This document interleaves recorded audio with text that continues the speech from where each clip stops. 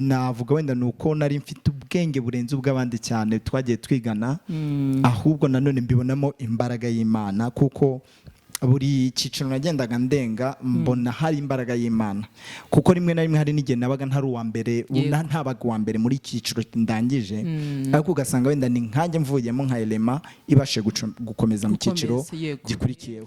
Mbonye umutwano uri kundira mpita mbona ko ari uwa stress. Mbonye ko ari uwa stress, icyo gihe namaze iminsi 3 ndyamye, nta telefone nitaba, nta telefone njyaho. Iyo ari mu rugo ari free for free time, ameza ati abameza ati just akenshi ukunda kubona umuntu yamaze kwitegura, yamaze kuba smart, aba yakwiteguye nyine azi uburyo ari bwitware. Yego, rero nkunda kureba those behind the scene, ibyo bintu biri inyuma y'ibigaragara, nibyo njye mba nkunda gushaka. So ndibuka nkiri umusore ntaranabona na sheri, nasengeraga umuntu tuzabana. Wow. Ntuseka ariko narabikoraga, ngasengera umuntu tuzabana ntarabona na sheri, ntanamuzi.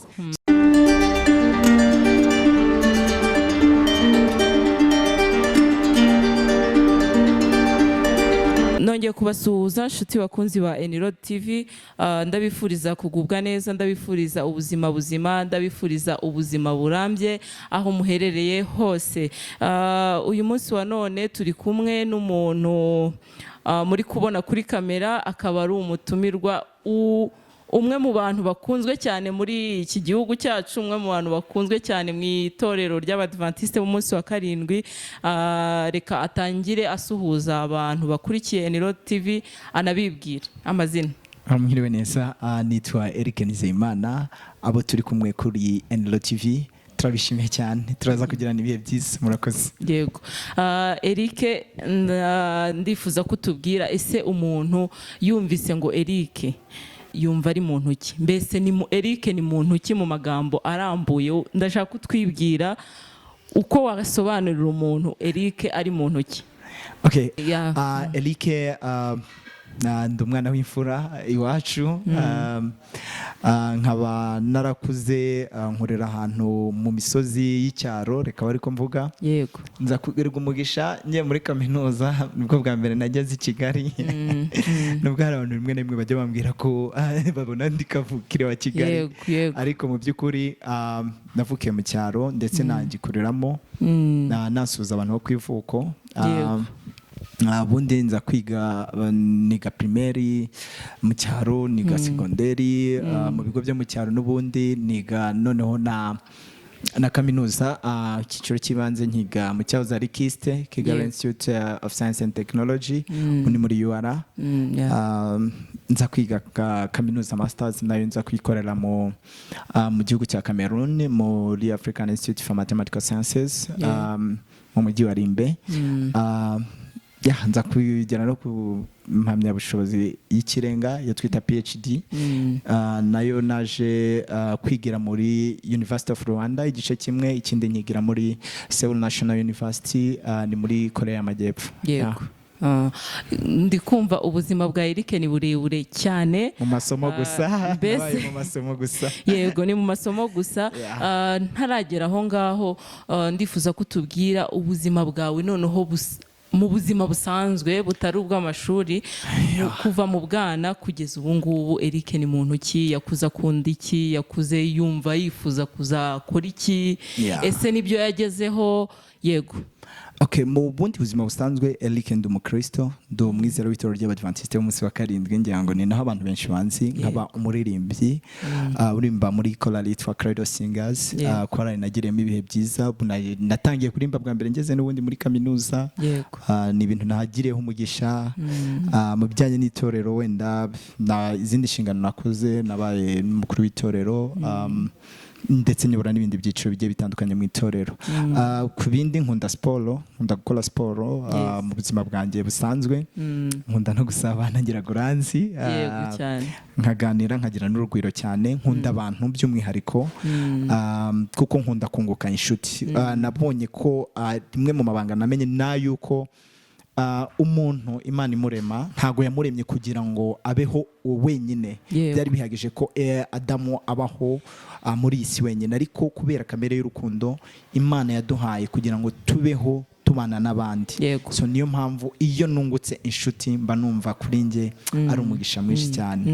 Nkunda kunguka inshuti, nkunda kunguka abantu, kandi mba numva ko abo bantu arizo mbaraga zanjye. Ni nacyo kintu navuga gikomeye mu isi nge nakwirata, abantu b'inshuti zanjye kandi tubana umunsi ku munsi cyane.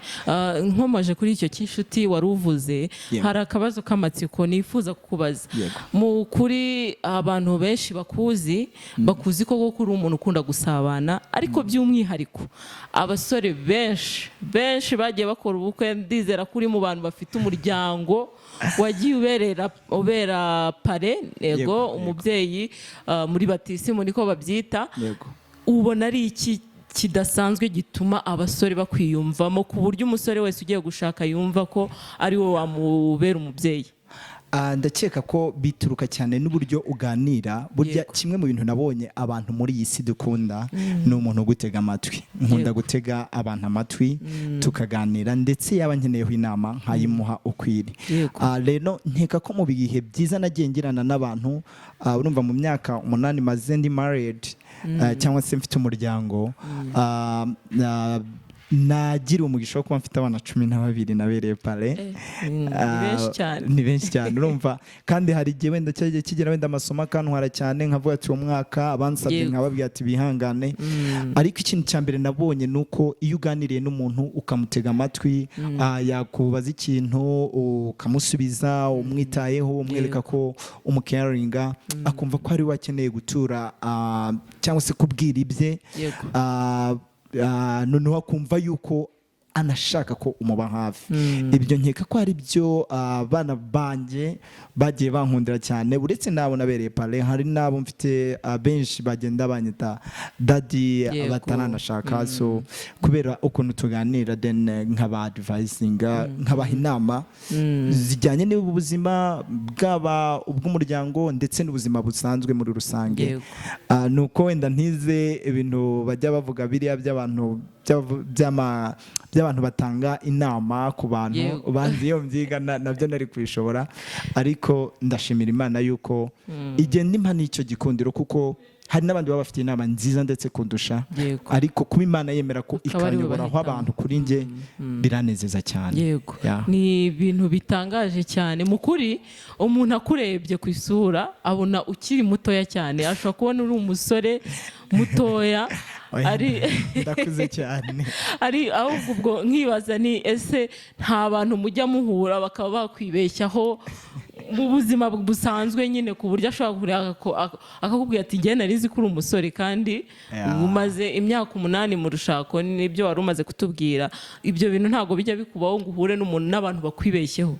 Bijya bimbaho abantu bakanyibeshyaho, gusa kenshi hariho umuntu ejo bundi yaranyandikiye arambwira ati na postinze ifoto yawe, abakobwa banyaka nimero, nababwira ko uri umupapa w'abana 3 ntibabyemere.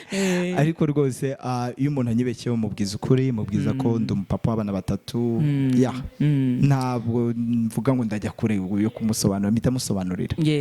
Reka tugaruke ku bijyanye n'amashuri yawe. Ese ayo mashuri yose watubwiye, urumva ni urugendo rurerure wagiye ukomeza, ntekereza ko wanarukomeje ufite umuryango, nibyo?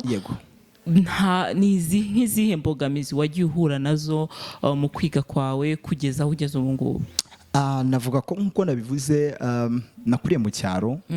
Kwiga mu cyaro twakuze kera, nta mwana nta mubyeyi bukubwira ngo jya ku ishuri. Bari icyo nakwita self motivation, cyangwa se kwishyiramo imbaraga zawe noneho ukabasha kuba wakwiga. Ikindi sinavuga wenda nuko nari mfite ubwenge burenze ubw'abandi cyane twagiye twigana, ahubwo nanone mbibonamo imbaraga y'Imana, kuko buri cyiciro nagendaga ndenga mbona hari imbaraga y'Imana, kuko rimwe na rimwe hari n'igihe nabaga ntari uwa mbere, ntabaga uwa mbere muri cyiciro ndangije, ariko ugasanga wenda ni nkanjye mvuyemo nka elema ibashe gukomeza mu cyiciro gikurikiyeho. Nabyita ko ni umugambi w'Imana, icyo ni icya mbere. Ikindi, imbogamizi zo zagiye ziba nyinshi. Ndabyibuka kera muri segonderi hari igihe umuntu yaburaga minervare rwose bakakwirukana, ariko ariko ndashimira Imana ko mu bihe byose nagiye mbaho yagiye mba hafi kandi kandengera. Shimira abayobozi b'ibigo nagiye nigaho byose bambereye imfura. Ngeze muri kaminuza na ahantu umuntu aba afite ubwisanzure buhagije kugira ngo yirekure ajye mu byo ashaka, nta animateri nta animatrice nta mubyeyi. Nari ngeze muri Kigali mvuye mu cyaro, byari ibintu byashoboraga kumpa amahirwe yo kuvuga ati reka nirare cyane nitwara uko nshaka. Ndashimira itorero ryanjye rya Sayora Nyarugenge ryahoze ari Asakiste Kashi, kuko narigiyemo ndigiramo umugisha, njya muri korali ndaririmba, bituma ngira umwanya mwiza wo kubana n'Imana. Ari nabyo bihe ibintu ntazibagirwa cyane ndi muri kaminuza. Nahagira ibihe byiza cyane aho nabanye n'Imana, nkumva biranejeje kuko nunze ubumwe n'Imana. Imana numva ndi iruhande rwayo, ndetse mpagira n'inshuti nyinshi zambereye iz'umumaro, cyane cyane izo mu itorero, kuko zagiye zimfasha mu buzima bwakurikiyeho.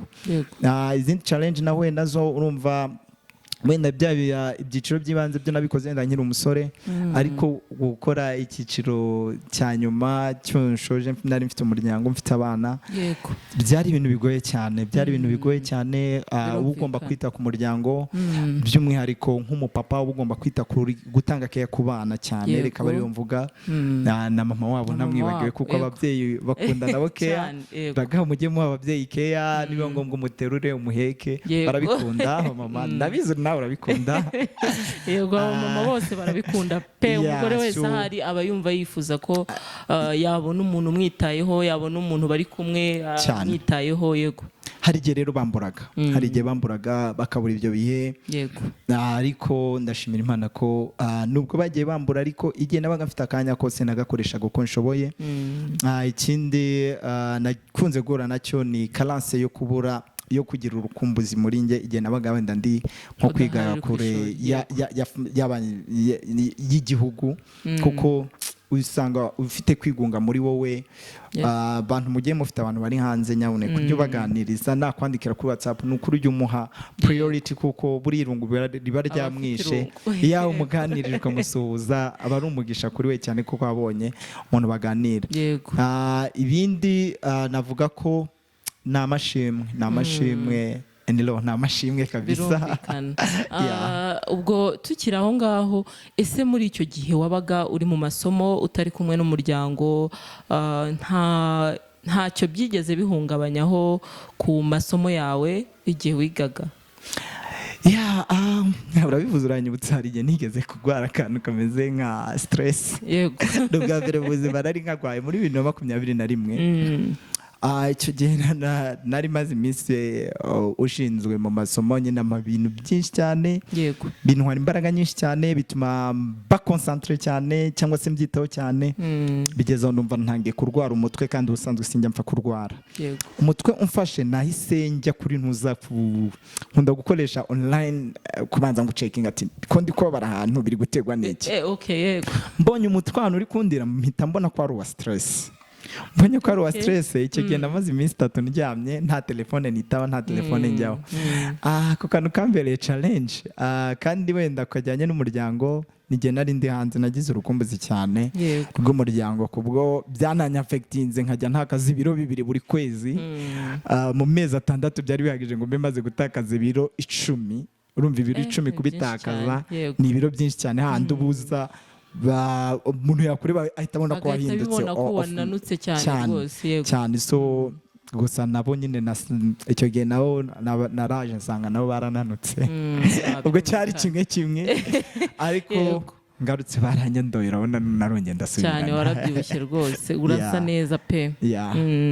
Ese nanone bwo ni nk'ikihe kintu wahuye nacyo, cyangwa se ni ibihe bihe wagize muri urwo rugendo rwawe rw'amasomo, cyane cyane reka nibande kuyo wakomeje nyuma yo gushaka? Ni nk'ibihe bihe wagize ukumva ko kurabyishimiye, ukavuga ati byari byiza kuba narafashe umwanzuro wo gukomeza kwiga ndi kumwe n'umuryango, sinshike intege? Hari igihe bampaga encouragement, bakantera imbaraga. Ndibuka hari igihe nagendaga ku ishuri njyanye n'umukobwa wanjye, nawe agiye ku ishuri, akambwira ati dadi tugiye ku ishuri. Nkamubwira ati yego. Tukagenda tuganira kuko akenshi twakundaga kugenda tuganira ibintu byo muri Bibiliya, tukabasha kuba twakungurana ibitekerezo bitandukanye, noneho akambera like inspiration cyangwa se nkamubera inspiration cyangwa se icyitegererezo, nkabikunda rimwe na rimwe. Ariko bagiye bamba hafi message z'umugore ziba ari ingenzi cyane, akakubaza ati wirute mugabo wanjye, abizi ko uri muri lab wenda biri kugustress, ariko akakwandika ka message, yibonye ka message nkako nyine hari uburyo kagutera imbaraga, akakubaza ati wariye, ukamubwira ati wenda sinabonye umwanya wo kujya kurya, ejo ukabona arashyashyanye mu gitondo kare kugira ngo making sure ko noneho utarongera kuvuga ngo ntiwariye, akagutegura breakfast iriva, akakubwira ati ugende noneho witeguye. So ni ikintu nashimira umugore wanjye, yambaye hafi actually, yambaye hafi. Abafamiliye bagiye bampa message, inshuti zanjye zarambwiraga ati courage, bose ndabashimira, Imana ibahe umugisha. Ubwo hari akabazo kamwe gasa nk'agashamikiye kuri ibyo umaze kutubwira, ndifuza kutubwira ese washingiye kuki ujya kuhitamo umuntu mugiye kubana?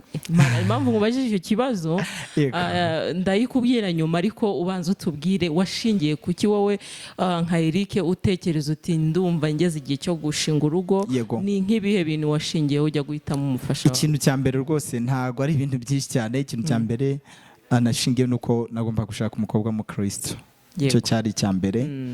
Ikindi nashingiyeho ni ukureba ko afite uburere bwiza, bitewe n'aho yakuriye, kubwo ugiye gutuma amena amabanga.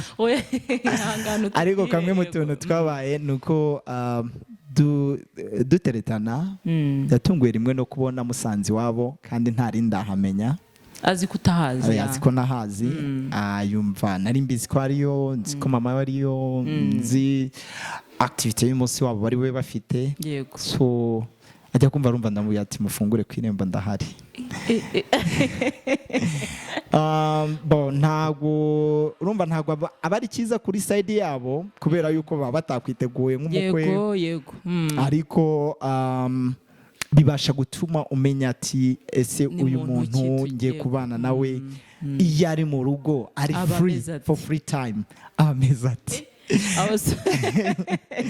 abameza ati akenshi ukunda kubona umuntu yamaze kwitegura, yamaze kuba smart, aba yakwiteguye nyine azi uburyo ari bwitware. Rero nkunda kureba those behind the scene, ibyo bintu biri inyuma y'ibigaragara, nibyo njye mba nkunda gushaka. So yarabyujuje cyane, ni umutima w'urugo, ni umwe mu bakobwa babikaga ibanga, ukaba uzi ko nyine ni mutima w'urugo, azafata ikintu akigira icye, ni quality nziza mukundira cyane, kuba ari mutima w'urugo, akaba azi ko ni umugore mu rugo.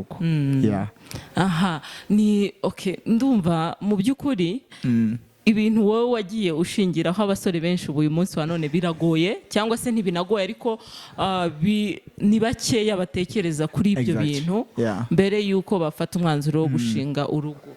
Wowe nka Eric ni iyihe nama waha abasore bari gukurikira kino kiganiro? Inama ya mbere namugira, kureba umuntu muzabana ntabwo bigendera ku marangamutima yawe gusa, ntabwo bigendera ku kuvuga ngo the beauty. Hari ikintu no muri Miss Rwanda bajya bakora, bakunda gukora ibintu bitatu. Hari hajya ubwiza, umuco n'iki hajya na harya no ubumenyi, ubwiza n'umuco. Noneho nge fata ibyo ngibyo byongereho gukunda Imana, aba ari cyo kiza imbere. Umukobwa ukunda Imana, ukunda gusenga, azasapotinga urugo mu gihe uzaba udahari, cyangwa se mu gihe wacitse intege.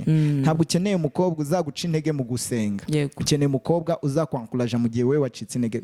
Turi abantu in law, ushobora gucika intege nkumva ngize imbaraga nkeya, ariko iyo nakunze umukobwa n'ubundi nawe uvuga ati mu gihe umutware wanjye mbona adafite imbaraga, reka ngewe mfate responsibility mube hafi. Iyo ni quality nziza ku mukobwa uyifite, umusore rwose ntakagucike. Indi quality yindi ni umukobwa warezwe nanone, ubereye kuba mutima w'urugo, umukobwa udasamaye cyane, umukobwa ubika ibanga nyine ba mutima w'urugo.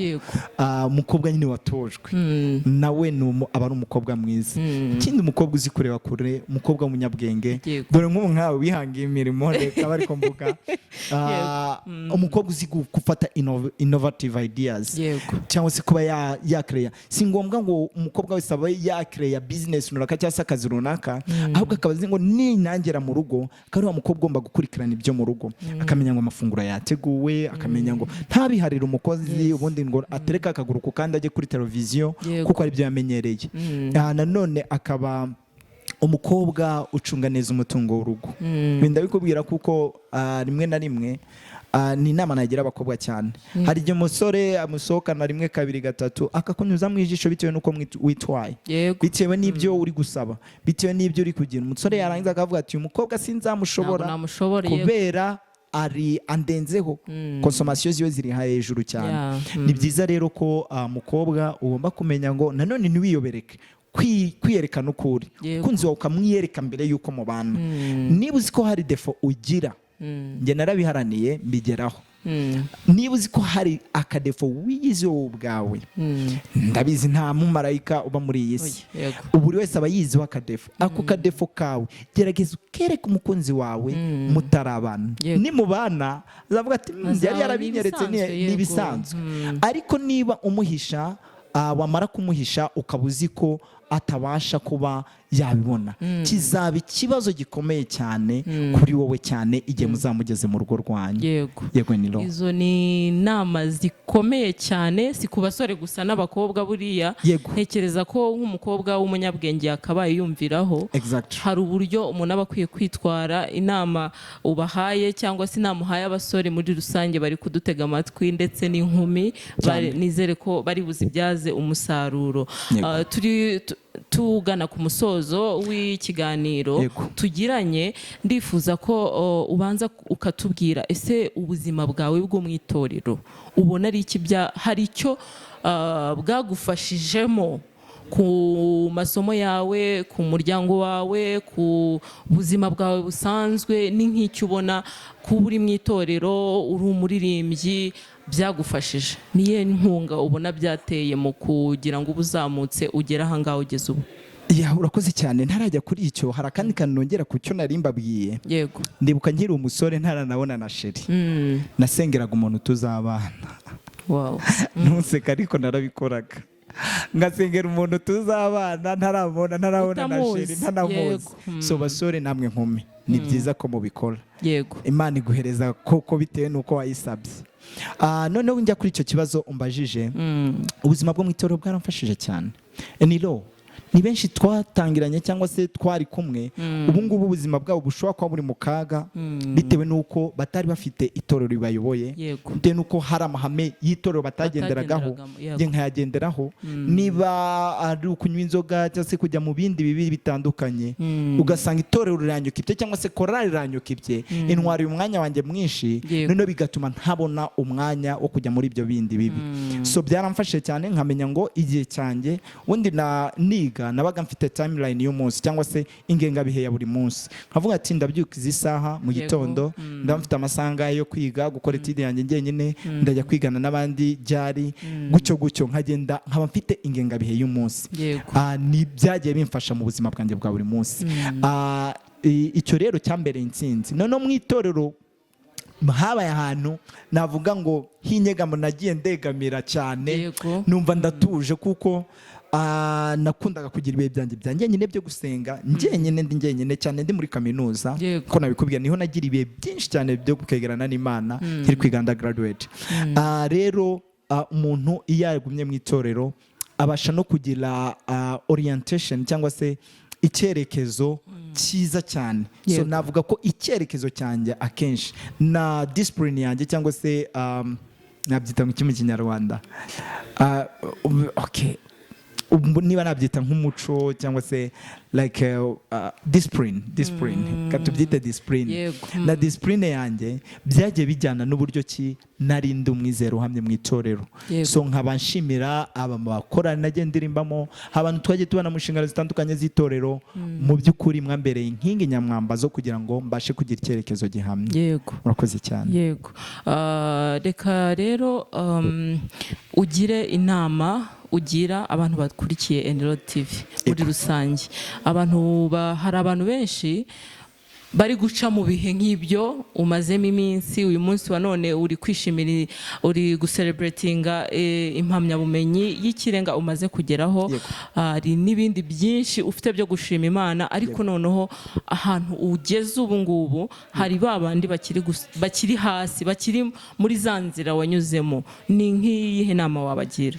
Inama ya mbere nabagira nuko your dream cyangwa se icyerekezo cyawe, indoto zawe zizagufasha kugira ngo ubashe kuba wazagera kure cyane. Bitewe n'iki? Bitewe n'uko ugenda witwara muri society, no kuguma ku ntumbero zawe. Hari igihe cyageraga nkavuga niyo narangizaga icyiciro kimwe numvaga ntazakomeza ikindi. That the truth, numvaga ntazakomeza ikindi, ariko hashira nk'imyaka nk'ibiri cyangwa se nk'umwaka umwe umva ntangiye kugira inyota yo kumva najya mu kindi cyiciro. Nakubwiye hari igihe cyageze nshaka kuvuga ngo mve muri ibi bintu ndimo, ndi muri iki cyiciro cya nyuma, ngiye kukivamo bigeze ku munota wa nyuma ariko naba mbaye ikigwari. Wari waratangiye? Yego naratangiye, mazemo imyaka 2. Naba mbaye ikigwari, imyaka 2 cyangwa usigaye unanire ku managinga kugira ngo nsoze. Rero icya mbere ni ukuvuga ngo target yirebeho cyane. Nkunda gukora siporo yo kwiruka cyane, ngakunda kwiha intego yo kuvuga ngo ndiruka ibirometero 10. Naba ntarabirangiza nkumva ko ntarageza ku cyo ngomba kugenderera. None bigatuma ndushaho ntitaye uko igihaha ndi kunanigwa, ahubwo nkongera speed cyangwa se umuvuduko wo kugira ngo ndangize ya ntego yanjye nagenje ute nihaye. Aho kugira rero uve mu kintu watangiye, gerageza urwane n'imbaraga zose. Ndabizi hari igihe rimwe na rimwe ubushobozi bwanga, ukabona biranze uze pfo na ruguru. Iyo bigenze ucyo, pfukama hasi usenge. Nagiye ngira ibihe byinshi byanjye njyenyine, atari kuvuga ngo ni amasengesho ya rusange, ni amasengesho mu muryango, byanjye njyenyine byo kwererana n'Imana. Rimwe na rimwe nkanarira, rimwe na rimwe nkasenga, numva nyine kuganira n'Imana, nkumva ndi kuganira nayo nyine nkagera naho ndira. Umwana aganira n'umubyeyi. Yego rwose, nkumva ndi kubwira Imana yanjye nkayibwira koko biri nyabyo. So numva rero abo bantu biba bikwiriye ko ari igihe cyiza cyo kugira ngo begerane n'iki, begerane n'Imana yabo. Nkeka ko ibyo byaba bihagije Eniro. Kandi nashimira abantu badukurikiye kuri Eniro TV, mwakoze cyane, muri inshuti nziza. Kandi n'igihe muzakenera ko twongera kuganira, Eniro ndahari. Urakoze cyane. Utirubinsaba ndahari, nzaza ku bwawe, ndetse no ku bw'abakunzi ba Eniro TV, ndetse nansaba buri umwe wese udukurikiye n'ubwo utambwiye ngo mbibasabe, mukore subscribe Eniro TV. Azajya tugezaho ibiganiro byiza. Ndakeka mumaze iminsi itari myinshi mutangiye, aho twizeye yuko muzatwereka ibintu byiza, mudusha ibintu byiza cyane. Nizeye ko nk'umwaka utaha cyangwa se ikindi gihe muzantumira, nzaza muvuga ati abakunzi babaye benshi cyane. Urakoze cyane Eric kuba wabanye natwe. Nshimire abantu bose bakurikiye kino kiganiro. Niba koko mugani ibyo wari uri kuvuga nibyo, niba warebaga kino kiganiro utarakora subscribe, wibuke uyikore. Kandi niba ikiganiro wagikunze, inama ukuyemo, kuko uduhaye inama nyinshi kandi z'ingenzi ku bantu benshi, niba nawe izi nama wazikunze, wazisangiza n'abandi, ugakora share, iki kiganiro kikagera kuri benshi bashoboka. Wakoze cyane kwitabira ubutumire bwacu. Murakoze cyane Eniro. Yego murakoze. Uwiteka duhane umugisha. Yego.